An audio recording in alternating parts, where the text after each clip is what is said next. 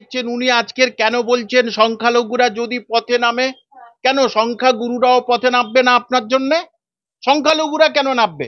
একদিকে chop chop শিল্প fail, এখন হচ্ছে কি ঘুগনি শিল্প সেটাও ফেল, এখন সংখ্যালঘুদের জন্য বোমা শিল্প বন্দুক শিল্প। সামনে ভোট, যিনি একটা মাদ্রাসা বাড়াতে পারেনি তিনি রাতারাতি 600 মাদ্রাসা করবেন, কিন্তু খুব সহজ পদ্ধতি। চাল আর কাঁকুর নাকি আলাদা করতে পারছেন, আমি তো বললাম 7 দিনেই ওটা আলাদা করে দেবো, আমি 7 দিনেই শুধু বার করব কতজন ফর্ম ফিল আপ করেছে তাদের নামগুলো দিন। নামগুলো তো আছে না, নামগুলো থাকবে না? টাকা দিয়েছে তো। এই 183 জনের মাথায় কি কোনো হাত আছে? হঠাৎ 183 জন বাদ গেল, এতদিন ছিল, হাইকোর্টে এতদিন ধরে হয়েছে, এটা বার করতে পারেনি? তার মানে হাইকোর্টে যা বলেছিল সব মিথ্যা বলেছে। শুধু শামীম বিকাশ বাবু ছাড়া যারা অ্যাডভোকেট তারাই জানে supernumerary post. Supernumerary post school service কমিশনের যে ব্রোসুর আছে কোথাও লেখা নেই। বুঝবেন, ভোটের আগে মাদ্রাসাগুলো রেডি হবে তো মনে হয় আমি সংখ্যালঘু বলে না আমাকে যেমন কেমন মানে সরিয়ে দিচ্ছে। না হলে মাদ্রাসা সার্ভিস আর এই যে স্কুল সার্ভিস কমিশন 3 মাসের মধ্যে আমি সমাধান করে দিতাম। ওই মাদ্রাসা সার্ভিস কমিশনে যারা বসে আছে তাদের সঙ্গে আমার ওপেন চ্যালেঞ্জ করছি, আমি প্রশ্ন করব উত্তর দিতে পারবে না। আমার নাম কামাল হোসেন এই জন্যেই কি আমার আমার আমার প্রতি এত অবিচার? এই জন্যেই কি আমার প্রতি এত, আমাকে এত কোণঠাসা হেনস্থা হলে ঠিক আছে, তা আমি আবার কি, ঘর যা কোচিং যা জেল তাই, একা মানুষ, কোনো অসুবিধা নেই। জেলে গেলে বঞ্চ আমার খাওয়া দাওয়া ওখানেই খাবো, কোনো অসুবিধা নেই, কোনো অসুবিধা নেই। কামাল হোসেনের বিস্ফোরক পোস্ট, ফেসবুক পোস্ট। তিনি লিখছেন যে কোনো রাজনৈতিক দলের দ্বারা প্ররোচিত হয়ে সংখ্যালঘুরা, মুসলিমরা পথে না নেমে নিজেদের সন্তান এবং নিজেদের ভালোর জন্য চাকরির জন্য পথে নামুন, চাকরির জন্য সোচ্চার হন। আমার সঙ্গে রয়েছেন কামাল হোসেন সাহেব, কথা বলবো। বলছি, হঠাৎ এই কথা ফেসবুক পোস্ট করলেন কেন? কারণ সম্প্রতি মুখ্যমন্ত্রী বিধানসভা থেকে উস্কেছেন কার্যত। তিনি বলছেন যে আমি, তারা যদি একদিন আন্দোলনের ডাক দেয় সামলাতে পারবেন তো। শুভেন্দু অধিকারীর বিরুদ্ধে কার্যত সংখ্যালঘুদেরকে ডাক দিয়েছেন। এইটাই বলেছি যে মাননীয় মমতা ব্যানার্জি যখন এসেছিলেন তার পদে, তখনই সংখ্যালঘুরা মনে করেছিল বা সংখ্যালঘুদের এই বার্তা দিয়েছিলেন যে এবারে তোমাদের হাতে খাতা কলম বই কোরআন থাকবে। কিন্তু এই 15 বছরে সেই খাতা কলম বই কোরআন চলে গেল, সেখানে আসলো বোমা বন্দুক গুলি। সংখ্যালঘুদের হাতে এইটাই দিয়ে দিয়েছে, বোমা বন্দুক গুলি। তোমরা পড়াশোনা থেকে দূরে থাকো, তোমরা কাজকর্ম থেকে দূরে থাকো। ইভেন শুক্রবার দিন করে দেখেছি যে জুমাবার, সেদিনও দেখেছি পতাকা নিয়ে সবাই চলে যাচ্ছেন জুম্মাবারে নামাজ না পড়ে। এটা কার জন্য হচ্ছে? কেন শুক্রবার কোন রকমের মিটিং মিছিল বন্ধ থাকা উচিত না? কারণ এই সংখ্যালঘু ভোটের জন্যই তো মাননীয় মমতা ব্যানার্জি এসেছেন, বেশি বলতে হবে এখন কয়েকটা। এবং প্রথম ক্ষেত্রে আমি বাদ দিচ্ছি, তারপরে যতগুলো দেখছেন উনি আজকের কেন বলছেন সংখ্যালঘুরা যদি পথে নামে, কেন সংখ্যাগুরুরাও পথে নামবে না আপনার জন্য? সংখ্যালঘুরা কেন নামবে? তারা তো মসজিদে নামাজ পড়তে গিয়ে তার পাশের ভাই, সেই ভাইকে তারা কুপিয়েছে, সেই পাড়ার মধ্যে তারা গোলযোগ সৃষ্টি করেছে, একে অপরের মৃত্যুতে জানাজার নামাজ পড়তে যায় না। তাহলে সেটা কে করেছে? সিপিএম এর সময় এরম ছিল না? সেই এটা তো মাননীয় মমতা ব্যানার্জির সময় থেকে এটা হচ্ছে। আজকের ভাঙড়ে দেখুন আপনি, ঘরে ঘরে গন্ডগোল, ঘরে ঘরে কি সেখানে খাতা কলম বই আছে, বোমা শিল্প। একদিকে চপ চপ শিল্প ফেল, এখন হচ্ছে কি ঘুগনি শিল্প সেটাও ফেল, এখন সংখ্যালঘুদের জন্য বোমা শিল্প বন্দুক শিল্প। তোমরা এটা হাতে নাও, পথে নামো। তার মানে সাম্প্রদায়িক দাঙ্গা উস্কানি ছাড়া আর কি বলবো? আমি বলছি, সংখ্যালঘুদের মসিহা বলা হয় মমতা বন্দ্যোপাধ্যায়কে, সেক্ষেত্রে কেন বলছেন বোমা বন্দুক দিচ্ছে? তিনি নাকি সংখ্যালঘুদের উপকার করছে? তিনি না থাকলে সংখ্যালঘুরা এত শান্তশিষ্ট ভাবে থাকতে পারতেন? এখন কিছু পেটুয়া আছে না, পেটুয়া আছে না, যারা তৃণমূল করে খেয়ে বেড়াচ্ছে, তারা এই কথাই বলবে। আপনি যত সংখ্যালঘু শিক্ষিত ছাত্রছাত্রী ছেলে মেয়ে আছে যারা চাকরির পরীক্ষার্থী, 2016 থেকে চাকরি নেই, মাদ্রাসাতে 14 বছর পরে রেকর্ড গ্রুপ ডি রেজাল্ট বার হলো, সেটাও ভুল, সে এখনো ঠিক করতে পারেনি। মাদ্রাসার রেজাল্ট এখনো এই 24-এ রেজাল্ট বার হয়নি, সঙ্গে সঙ্গে আবার বলে দিচ্ছে ডিএমই সমস্ত স্কুলগুলোতে বলে দিচ্ছে যে এই তোমরা কোথায় কত ভ্যাকান্সি আছে দাও। অদ্ভুত ব্যাপার, সংখ্যালঘুদের পুরোপুরি ভাবে আইওয়াশ করানো হচ্ছে। যদিও মাদ্রাসায় সংখ্যাগুরু ছেলেমেয়েরা বেশি এখন চাকরি করছে এবং আমার কাছে সংখ্যালঘু সংখ্যা গুরু সবাই আসে, মাদ্রাসার জন্য সবাই আসে। সুতরাং এই যেটা উনি বলছেন যে মসিয়া, একেবারেই না, সেটা রাজ্যের শিক্ষিত ছেলেমেয়েরা বুঝে গেছে, মুসলিম সম্প্রদায়ের ছেলেমেয়েরা বুঝে গেছে মসিহা নয়, বরঞ্চ মুসিবত এসে গেছে। মসিয়ার বদলে মুসিবত, মানে বাংলা কথা বিপদ। একসময় তো আপনি তৃণমূল কংগ্রেসের হয়ে কথা বলতেন, এখন হঠাৎ করতে কেন এগুলো বলছেন? সংখ্যালঘুদের কি সত্যি উন্নতি হচ্ছে না? আপনি কেন হঠাৎ এই মন্তব্য করছেন এখন? হঠাৎ মানে 180 ডিগ্রি পাল্টি কেন খেলেন? প্রথম কথা, তৃণমূল কংগ্রেস আমার কাছে অতীত। হ্যাঁ, কেন? অতীত, সেটা আগে যা ঘটেছে, যে যেখানে ছিলাম তা সেখানে কি হয়েছে কে হয়েছে সেসব নিয়ে বলাটা একেবারে একজন সভ্য শিক্ষিত মানুষের রুচি নয়। তবে এটা ঠিক, ওখানে সবাই ভালো মানুষ, আমি খারাপ মানুষ, তাই খারাপ তো ভালোদের সঙ্গে থাকতে পারে না, তাই আমি থাকতে পারিনি, আমি চলে আসলাম। আমি ছাত্র ছাত্রী গরিব মানুষের পাশে সবসময় ছিলাম, আছি, থাকবো। এবং এটা একেবারে ঠিক, আমাকে কাজ করার কোনো সুযোগ দেয়নি, স্কুল সার্ভিস তথা মাদ্রাসা সার্ভিস নিয়ে বলার কোনো সুযোগই দেয়নি। চ্যানেলগুলোতে যেটা আমার টপিক, সেখানে আমাকে না পাঠিয়ে, যে জীবনে কোনোদিন টেটের টি জানে না, যে এসএলএসটির এস জানে না, তাকে পাঠাচ্ছে, অথচ আমাকে সাইলেন্ট। কারণ আমি তো সবকিছু জানি, আমি তো সবকিছু সত্য বলবো, এটা হলে এই হতো, এটা হলে এই হতো ইত্যাদি। তো সেই জন্য আমি তো বললাম যে আমার ওখানে থাকার পরিবেশ আর তৈরি ছিল না, তাই ওরা সবাই ভালো, সবাই আমার নমস্য। আমি বলছি, আপনি একবার বীতশ্রদ্ধ হয়ে কার্যত এই মাদ্রাসা নিয়ে আপনি সুর চড়িয়েছিলেন, তারপরেই আপনাকে 180 ডিগ্রি পাল্টি খেতে হয়েছিল 24 ঘন্টার মধ্যেই, সেটা মানুষ জানে। বলছি স্যার, আবারও আপনি এখনো সেই মাদ্রাসার সমাধান কি হলো না? মুখ্যমন্ত্রীর সাথে কি কথা বলেছিলেন? বা যারা নেতৃত্ব আছে তৃণমূল কংগ্রেসের তাদের সাথে কথা বলেছিলেন? তারা কি কোনো সুরাহা বার করতে পারলো না? কেউ কোনো সুরাহা বার করতে পারে না, কারণ মাদ্রাসাটা কি সেটা আগে জানতে হবে। যারা ওখানে বসে আছেন না, তারা আগে মাদ্রাসা সার্ভিস কমিশনের কটা সাবজেক্ট, কটা কি, এনসিটি নিয়ম কি, কিচ্ছু জানে না। কি বলছেন? মাদ্রাসার জন্য আজ এইবারের বাজেটে বরাদ্দ আপনি দেখেছেন? কত 6,000 কত কোটি টাকা কার্যত। হ্যাঁ, খুব সুন্দর প্রশ্ন করেছেন। উনি বলছেন, ডাইরেক্ট বললেন যে 600 মাদ্রাসা করব। খুব উত্তম কথা, সংখ্যালঘুরা নাচানাচি শুরু করেছে। নাচবেন তখন, বামফ্রন্টের সময় 614টা মাদ্রাসা পশ্চিমবঙ্গে ছিল, আছে। 15 বছর উনি বসে আছেন, একটাও মাদ্রাসা হয়নি। 614 থেকে 615টা হয়নি, আবার 600 মাদ্রাসা। প্রথমে কি বলেছিলেন, আমি 10,000 মাদ্রাসা করব, মনে আছে? কটা মাদ্রাসা হলো?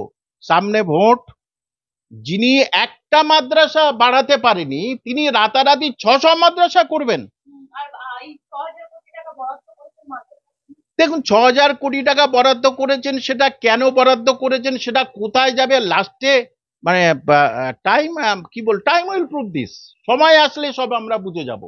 কিন্তু মানে এটা আইওয়াস কি আইওয়াস, একেবারে আইওয়াস। আমি তো আপনাকে ওটাই বললাম, যিনি 15 বছরে একটি মাদ্রাসা করতে পারেনি, তিনি 600টা মাদ্রাসা করবেন।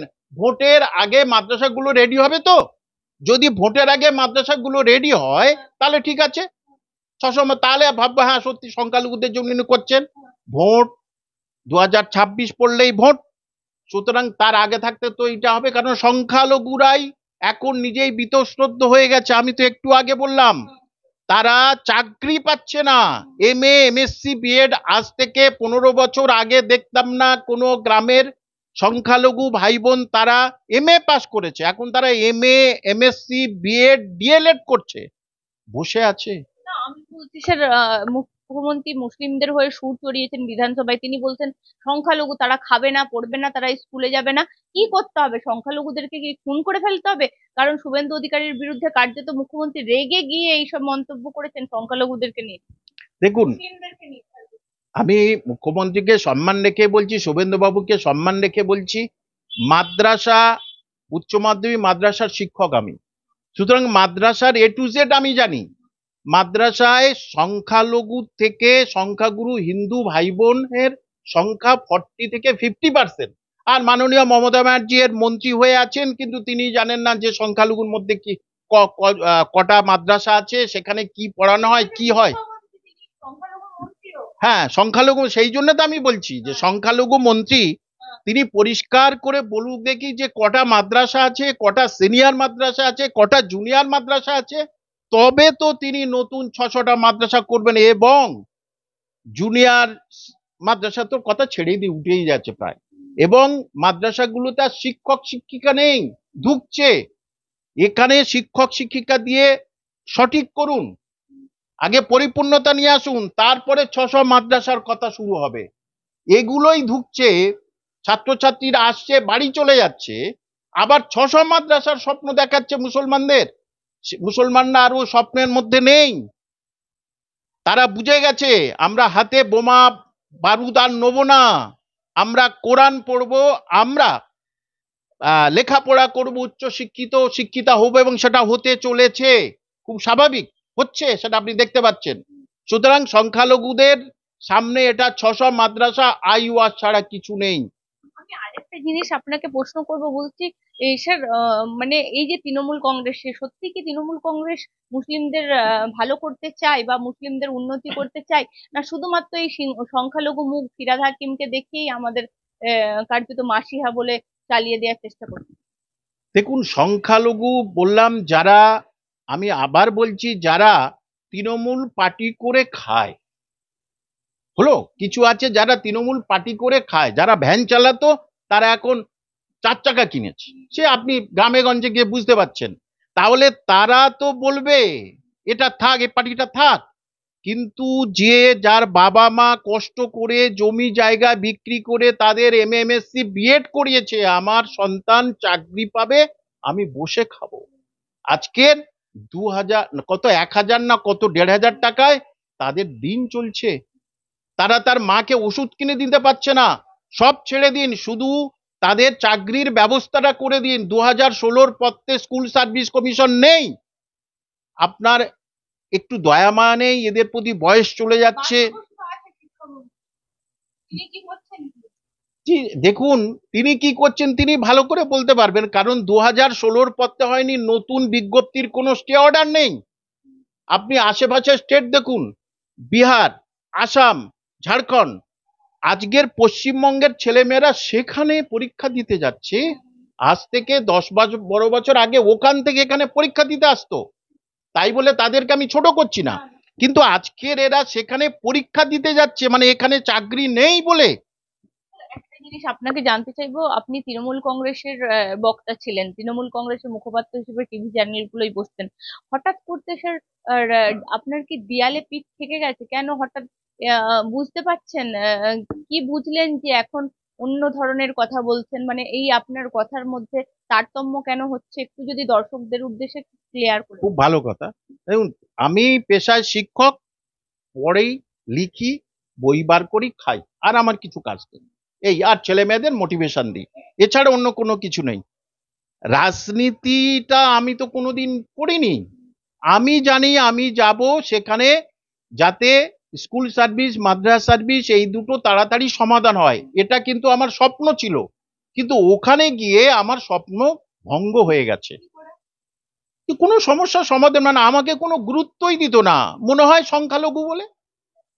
আমি তো আগের সাংবাদিক সম্মেলনে একই কথা বলেছিলাম, সারা পশ্চিমবঙ্গ ভারতবর্ষ সব সাংবাদিক ছিল, যে আমি মনে হয় আমি সংখ্যালঘু বলে না আমাকে যেমন কেমন মানে সরিয়ে দিচ্ছে। না হলে মাদ্রাসা সার্ভিস আর এই যে স্কুল সার্ভিস কমিশন 3 মাসের মধ্যে আমি সমাধান করে দিতাম, এখনো বলছি এখন আমি সমাধান করে দেবো 3 মাসের মধ্যে। মানে আপনাকে গুরুত্ব দেওয়া হতো না, মানে আপনি সংখ্যালঘু বলে বলছেন, আপনি মুসলিম আমি সম্প্রদায়ের। মনে করি আমি সংখ্যালঘু বলে আমি যাতে উঠি সেটা করতে দেয়নি, এটা আমি মনে করি। এই সংখ্যালঘু তো ফিরহাদ হাকিমও, তাকে তো মেয়রের পদে বসিয়েছে, তাহলে আপনি সংখ্যালঘুতে অসুবিধা কোথায় ছিল? দেখুন, স্কুল এবং মাদ্রাসা সার্ভিসের যদি সবকিছু আমি হাতে নিয়ে দেখতাম, সবার সাহায্য নিয়ে যদি দেখতাম, তাহলে তো দুর্নীতিগ্রস্ত গুলোকে বার করে দিতাম তো। দুর্নীতিগ্রস্ত আছে এখনো তৃণমূলে? দুর্নীতিগ্রস্ত মানে যারা দুর্নীতিগ্রস্ত যারা চাকরির পরীক্ষা দিয়েছে তাদের তো প্রথম বলতাম এদের বার করে দিন। এখন তারা বার হয়ে গেলে তারা তো বলবে আমাকে টাকা দিয়েছিলেন, আমার টাকা দিন, আমার চাকরিটা তো হলো না। তাহলে সারা পশ্চিমবঙ্গে তো রাহাজানি শুরু হয়ে যাবে, কে টাকা দিয়েছে পরিষ্কার হয়ে যাবে। কে নিয়েছে সেটাও পরিষ্কার হয়ে সেটা পরিষ্কার হয়ে যাবে, সেটা এখন কিছুটা আপনারা দেখছেন, কয়েকদিন আগে সেটা দেখছেন। সুতরাং আমি যেটা আশায় গেছিলাম যে আমি শিক্ষক, পশ্চিমবঙ্গের কোটি কোটি ছেলে মেয়ে তারা আমার উপর ভরসা করে, এবং তারা অনেকে আমার উপরে অসন্তুষ্ট হয়েছিল, কিন্তু তারা জানে না যে আমি তাদের ভালোর জন্য গেছিলাম, কিন্তু আমাকে এখানে হাতে শিকল বেঁধে রেখেছিল। তার ফলে আমি শুধু টিভি চ্যানেলে যেতাম এবং আমার টপিকসে আমাকে পাঠাতো না। না, সে বলছি, মমতা বন্দ্যোপাধ্যায়ের সঙ্গে কোনো কথা হয়নি, অভিষেক বন্দ্যোপাধ্যায়ের সাথে কোনো কথা হয়নি? দেখুন, ওটা তো এখন আমি ছেড়ে দিয়েছি, আমি এখন বলবো না, এখন আর ওটা এখন আমার অতীত। কিন্তু আমি যে চিঠিগুলো লিখে দিয়েছি সেই চিঠিগুলো সর্বোচ্চ জায়গায় চলে গেছিল। হ্যাঁ, চলে গেছিল, একটা নয়, 4 থেকে 5 বার চিঠিগুলো সর্বোচ্চ জায়গায় চলে গেছিল, এটা একেবারে নিশ্চিত। এখন তারা বলতে পারে পাইনি, আমি তো রিসিভ নেইনি, পাঠিয়ে দিয়েছিলাম। যে মাদ্রাসা সার্ভিস কমিশনের ছেলে মেয়েদের বঞ্চিত করা হচ্ছে কেন, এদিকে বলে দিচ্ছেন এনসিটি রুল, আবার এদিকে কোয়ালিফাইড, আবার এদিকে কাট অফ মার্ক, আবার এদিকে নেগেটিভ মার্কিং। লেখাপড়া কি জানে না নাকি যারা মাদ্রাসা সার্ভিস কমিশনে বসে আছে? তার হলপ করে আপনারই সামনে বলছি, এই ক্যামেরার সামনে বলছি, ওই মাদ্রাসা সার্ভিস কমিশনে যারা বসে আছে তাদের সঙ্গে আমার ওপেন চ্যালেঞ্জ করছি, আমি প্রশ্ন করব, উত্তর দিতে পারবে না। মাদ্রাসা সার্ভিস কমিশন সম্বন্ধে কিচ্ছু জানে না। তাদেরকে বসিয়ে রেখেছে কারা? কারা বসিয়ে রেখেছে সেটা তো সংখ্যালঘু দপ্তর ভালো করে বুঝতে পারবে। মাদ্রাসা সার্ভিস কমিশনের এম জানে না, এদিকে বলছে এনসিটি নিয়ম। এনসিটি নিয়ম কি জানে ওরা? এনসিটি নিয়ম তাহলে লিখবো কেন আমি?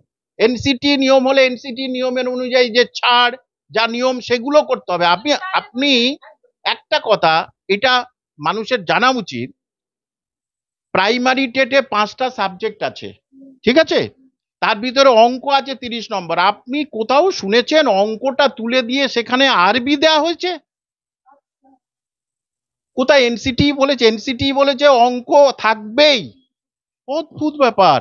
আর অঙ্ক তুলে দিল, আরবি দিল সেখানে। মানে আরো যারা মাদ্রাসার শিক্ষা নিচ্ছে তারা গর্ধব, তারা আরো বেশি করে গর্ধব হয়ে যাক, বা তাদের সায়েন্স ব্যাপারটা তাদের মধ্যে হতে ঢোকার না যাক, দরকার নেই। না যাক।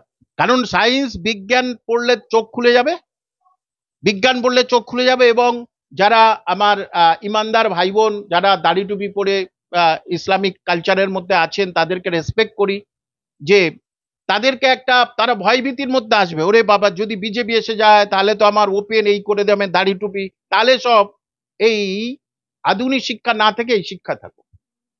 আর সেই জন্যেই এই যে 614টা মাদ্রাসা অ্যাজ ইজিট আছে, আপনি ভাবুন, মানুষকে প্রশ্ন করুন যে না, আমি বলছি সংখ্যালঘু মন্ত্রী মমতা বন্দ্যোপাধ্যায়, সংখ্যালঘু মন্ত্রী মুখ্যমন্ত্রীর হাতে, নিজের হাতে দপ্তরটাকে রেখেছে, তাহলে সেইভাবে যাকে মসিহা বলে সংখ্যালঘু সম্প্রদায় মানছে, তাহলে সেইভাবে তিনি দেখছেন না কেন? তাহলে তো তিনি অন্যায় করছে সংখ্যালঘু সম্প্রদায়ের উপর। নিশ্চয়ই আমি তো বলবো উনি যা করছেন, আমি প্র্যাকটিক্যালি শিক্ষা নিয়ে বলছি, মাদ্রাসা নিয়ে বলছি, অনেক দিক থেকে ওনার ভালো দিক আছে, নিশ্চিত ভালো দিক আছে, অনেক ভালো কাজ করেছেন, গঠনমূলক কাজ করেছেন। কিন্তু সেই গঠনমূলক কাজটা যদি একটা শিক্ষিত ছেলে মেয়ে, সে তাকে যদি বলা হয় তুমি ঘুগনি বিক্রি করো, তাহলে তাদের কাছে কতটা লজ্জার, কতটা কষ্টের, একজন শিক্ষকের কাছে কতটা কষ্টের।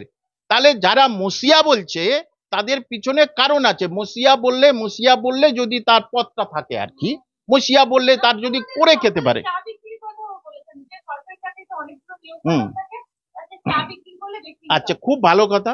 যদি আপনাকে বলছি, আজ থেকে 15 বছর আগে আপনি জানেন, আপনার যখন বয়স কম ছিল, আমার বয়স কম ছিল, তখন 3-4টে গ্রামের মাথায় বাস রোডে একটা চার দোকান থাকতো, দেখেছেন তো, একটা চপের দোকান। এখন 50টা চার চপের দোকান হয়েছে। তাহলে সব জায়গায় যদি চার চপ আর ঘুগনির দোকান হয়, মানুষের পেটটা চলবে, সে একা চললে হবে না, তার তো ফ্যামিলি আছে, তার ফ্যামিলি তো ভোট দেয়। সুতরাং পার্মানেন্ট ভাবে কি হবে বলুন? সারা এই আসাম, ত্রিপুরা, ইউপি সমস্ত জায়গায় কিন্তু সুপ্রিম কোর্টে কেস হয়েছে এই চাকরির পরীক্ষা নিয়ে। একটা জিনিস, আপনি তৃণমূল কংগ্রেসটা কবে ছাড়লেন? ওটা মানে না, মাস মাস 6-7 হয়েছে, আমার মনে নেই, মাস 6-7 আমি ছিলাম। ফার্স্ট রোজার দিন গেছিলাম, রোজা অবস্থায় একটি প্রথম শ্রেণীর চ্যানেলে গেছিলাম, প্রথম দিন একেবারেই উইদাউট ট্রেনিং এ সেখানে পাঠিয়েছিল, গেছিলাম, এডুকেশনের উপর গেছিলাম। তারপরে ফের এডুকেশনের উপরে যেতাম, তারপরে যে কি হলো আমি বুঝতে পারলাম না, মানে আমার আর এডুকেশনে পাঠাতো না, মানে আমি যেন এডুকেশন না, আমি একটা গরু ছাগল আর কি। হ্যাঁ, সেই জন্য আমি বললাম যে আমার নাম কামাল হোসেন এই জন্যেই কি আমার আমার আমার প্রতি এত অবিচার? এই জন্যেই কি আমার প্রতি আমাকে এত কোণঠাসা? আমি কেন চাইবো না রাজ্যের ছেলেমেয়েরা স্কুল সার্ভিস, মাদ্রাসা সার্ভিসটা ভালোভাবে দিক, প্রতি বছর হোক? আমি কেন চাইবো না? কই সেজন্য শিক্ষামন্ত্রী, মাদ্রাসা শিক্ষামন্ত্রী মাননীয় মমতা ব্যানার্জি, এদিকে ব্রাত্য বসু কোনো সিদ্ধান্ত নিয়েছে? আমি তো আবার বলছি, কোনো স্টে নেই নতুন বিজ্ঞাপনের, কেন বিজ্ঞাপন দিচ্ছে না বলুন? আর আবার বলছি, ওবিসি মামলাটায় দেখো, তোমাদের চাকরি আমি রেডি করছি, কিন্তু ওবিসি মামলার জন্য হচ্ছে না। তো ওবিসি মামলার জন্য আপনি কতটা সেখানে তদবির করছেন? ওবিসি মামলার শেষ না হলে 100% রোস্টার ঠিক হবে না, চাকরিও হবে না। ওবিসির আইনজীবী যারা রয়েছেন তারা বলছেন যে ওবিসির কাছে এই যে মামলাটা, এমন কোনো লাইন নেই যে চাকরিতে বাধা কোথাও লেখা আছে, এতে কিন্তু কোথাও বাধা লেখা নেই। মামলার জন্য কিন্তু কোথাও চাকরি আটকে থাকার কথা নয়। ঠিকই, খুব সুন্দর প্রশ্ন করেছেন। হ্যাঁ, যারা বোঝেন তারা এটা বলেছে। মাদ্রাসাতে মাদ্রাসাতে অল আর জেনারেল, এসসি এসটি ওবিসি নেই। তাহলে তুমি মাদ্রাসায় পরপর বিজ্ঞাপন দিয়ে দাও, বছরে 2টো বিজ্ঞাপন দিয়ে দাও। স্কুল সার্ভিস কমিশনে তোমার 100 পয়েন্ট লোস্টারের অনেক গন্ডগোল হয়, তাহলে মাদ্রাসা সার্ভিস কমিশন অল আর জেনারেল, এটা নিশ্চয়ই জানেন, অনেকে হয়তো জানে না। হিন্দু, মুসলিম, খ্রিস্টান, Sikh, SC ST OBC treated as general. তাহলে সবাই মাদ্রাসা পরীক্ষা দিক, অন্তত পক্ষে তারা বেঁচে যাক, পরীক্ষা তো দিচ্ছে, পরীক্ষার্থী যত হোক। আর আরেকটা প্রশ্ন আমি আপনাকে বলছি, আরেকটা, যে এই যে বলছে আমি আলাদা করতে পারছি না, তাই না, আলাদা করতে পারছি না, খুব সহজ আমি আপনাদের, কারণ অনেক আগে বামফ্রন্টের সময় 2001 সাল থেকে স্কুল সার্ভিস কমিশন আমার হাতে খড়ি একটা পাবলিশারের ধরে না, তার অনুরোধে, তখন থেকে আমি মাদ্রাসার এই স্কুল সার্ভিস কমিশনের সবকিছু বুঝি। শুনুন একটা কথা, এটা পরিষ্কার করে আপনি বলবেন সবাইকে আপনার চ্যানেলের মাধ্যমে, মানে 30 লক্ষ ধরি ফর্ম ফিল আপ হয়েছে, 30 লক্ষ হয়তো দিয়েছে, শেষকালে 25 লক্ষর মতো এরকম এসছে, পরীক্ষা দিয়েছে, 24 লক্ষ সামথিং। আচ্ছা, 24 লক্ষ সামথিং তো ড্রাফট দিয়েছে, নামে ড্রাফট দিয়েছে, সেটা ট্রেজারিতে জমা পড়েছে, সেইগুলো বার করলেই তো বোঝা যায় কারা পরীক্ষা দেয়নি, কারা ইন্টারভিউতে ডাইরেক্ট গেছে। তাহলে সেইটাই তো বার হয়ে গেল। কিন্তু খুব সহজ পদ্ধতি, চাল আর কাঁকুর নাকি আলাদা করতে পারছে না। আমি তো বললাম 7 দিনেই ওটা আলাদা করে দেবো, আমি 7 দিনেই শুধু বার করব কতজন ফর্ম ফিল আপ করেছে, তাদের নামগুলো দিন, নামগুলো তো আছে না, নামগুলো থাকবে না, টাকা দিয়েছে তো, তাহলে সেইগুলো বার করে দিলে আমি বুঝে গেলাম এইগুলো হচ্ছে পরীক্ষা দিয়েছে। এই নামগুলো কোথা থেকে আসলো? আপনি ছেড়ে দিন ওবিসি, এই সিবিআই কি পাচ্ছে না, এইটা তো খুব সহজেই পাওয়া যাবে। যারা পরীক্ষা দিয়েছে তাদের নাম্বারটাকে ম্যানুপুলেট করা হয়েছে, ওএমআর শিটটাকে ম্যানুপুলেট করা হয়েছে, সেইগুলো কি করে বার করবেন? যারা পরীক্ষা, ধরুন আমি পরীক্ষা দিয়েছি কিন্তু আমি পাস করতে পারছি না, আমি যোগ্য নয়, তবুও আমাকে চাকরি দেওয়া হয়েছে, তাহলে সেক্ষেত্রে আপনি চাল কাপড় আলাদা করবেন কি করে? না, যে মানে আমি এটা বলছি, যারা পরীক্ষা দেয়নি তাদেরটা বার হয়ে যেত, ওরা বার হয়ে গেল।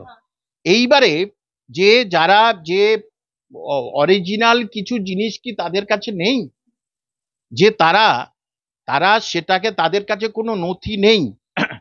তার মানে এটার পিছনে কি অভিসন্ধি ছিল না? অভিসন্ধি ছিল না? আমি আপনাকে আপনি আমার কাছে আসলেন, আসলেন, আমি সঙ্গে সঙ্গেই আসলেন, কথা হলো, সবকিছু হলো, আমি সিসিটিভি সবগুলো ডিলিট করে দিলাম, আমার অভিসন্ধি নিশ্চয়ই ছিল। তাহলে অভিসন্ধি না থাকলে তুমি কেন তোমার এই রেকর্ড গুলো রাখবে না? আর সবাই তো ছেড়ে বার হয়ে আসছে।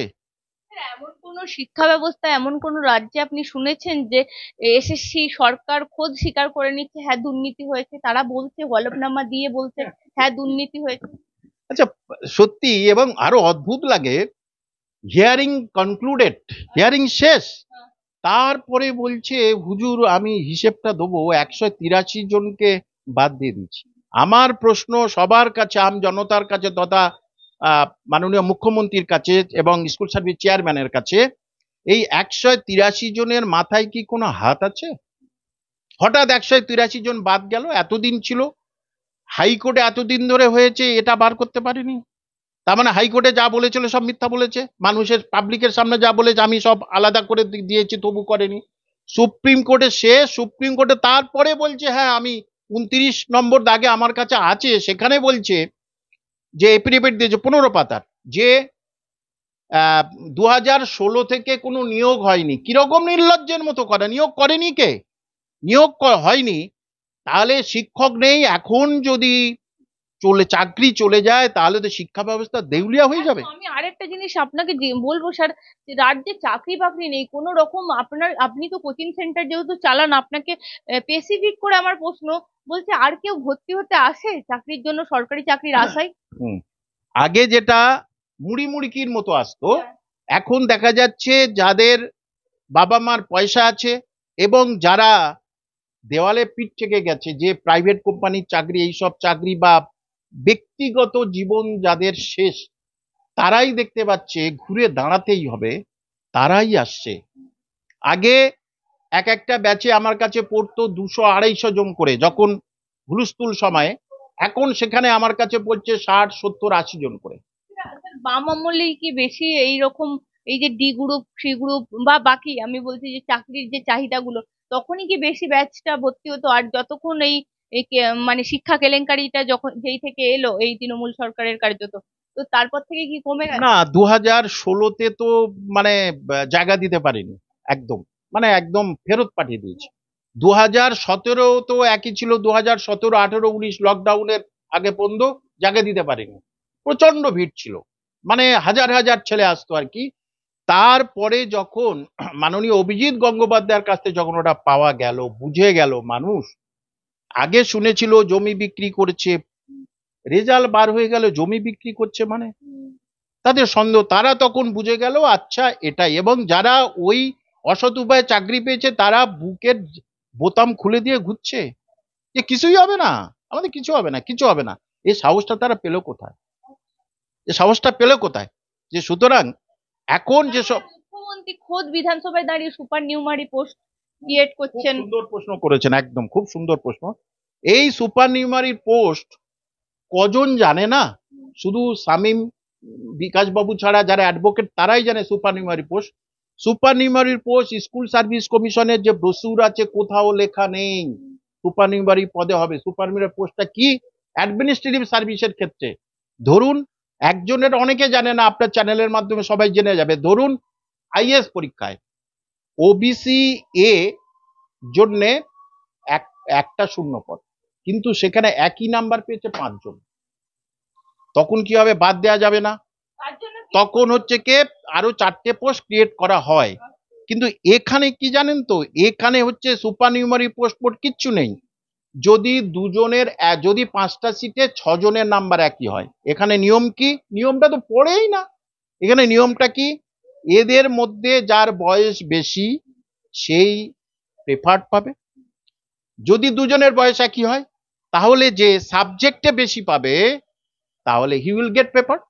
একদম, আমি বলতে স্যার আপনি আবারও মুখ খুলছেন, আবারও শাসকের বিরুদ্ধে কার্যত বলছেন, শাসকের অন্যায়গুলো চোখে আঙুল দিয়ে দেখিয়ে দিচ্ছেন, সেক্ষেত্রে আপনাকে তো হেনস্থার শিকার হতেই মানে দ্বিতীয়বারে কেন যে আমি আবার ফের কারোর কথা শুনে, হ্যাঁ, তারাই তো বেশি ক্ষতি করেছে আমার।